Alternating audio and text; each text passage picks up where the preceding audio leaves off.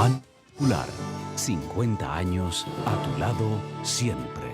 Presenta todo lo que usted necesita saber en el plano económico, ya sea nacional o internacional.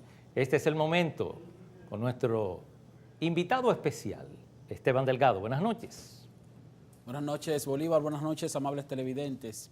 Y bien, la inflación medida por el índice de precios al consumidor durante el pasado año 2014 registró un nivel de 1.58%, muy por debajo, muchísimo muy por debajo de la proyección que incluso hizo el propio Banco Central, que era de 4.5 a 5% de inflación.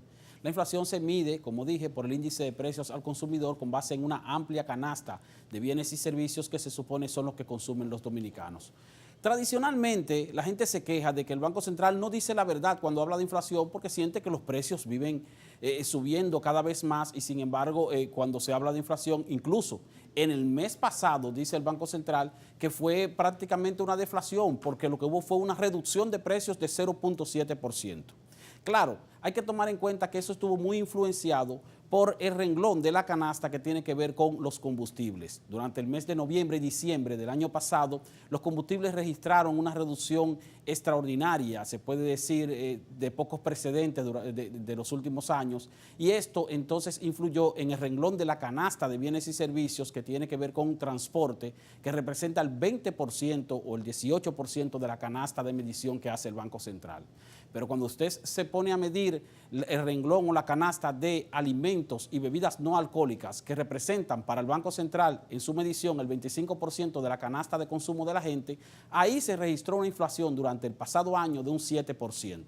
Un 7% es el nivel más alto que registró canasta alguna dentro del renglón de medición del Banco Central y eso fue en alimentos y bebidas no alcohólicas.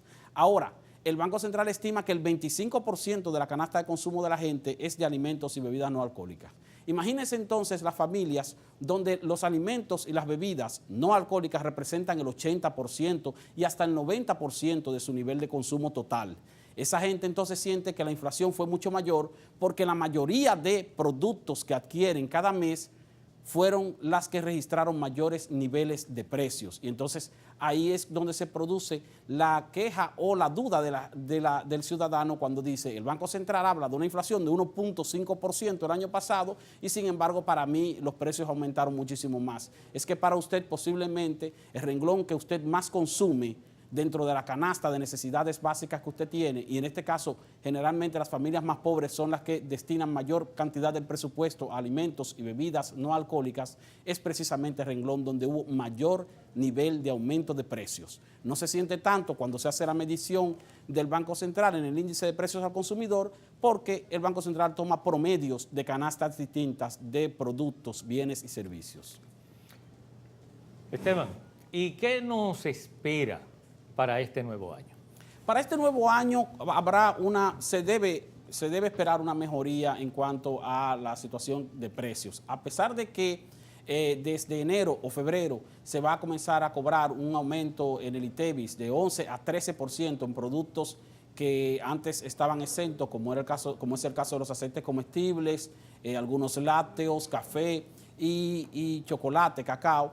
Pues de todas maneras, al producirse una reducción sustancial en los precios de los combustibles, en el precio del petróleo, también habrá una reducción en los precios de las materias primas de las empresas y esto debe influir en una reducción de precios de bienes de consumo masivo en la población. Por lo tanto, se espera que el año 2015, si el precio del petróleo se mantiene en un promedio de 50, 60 dólares, va a ser un año bastante holgado, tanto para el gobierno en términos financieros, porque va a reducir costos de energía eléctrica, por ejemplo, del subsidio eléctrico, va a haber tal vez una mayor estabilidad de la tasa de cambio, pues va a haber una menor presión sobre el dólar para adquirir los bienes y servicios que se importan y al mismo tiempo las empresas tendrán una reducción en sus costos operativos, lo cual deben traducir en una mejoría de precios para la ciudadanía. O sea, no se espera una inflación alta para este año, a menos que se revierta la tendencia de reducción de los precios de los combustibles, del petróleo principalmente.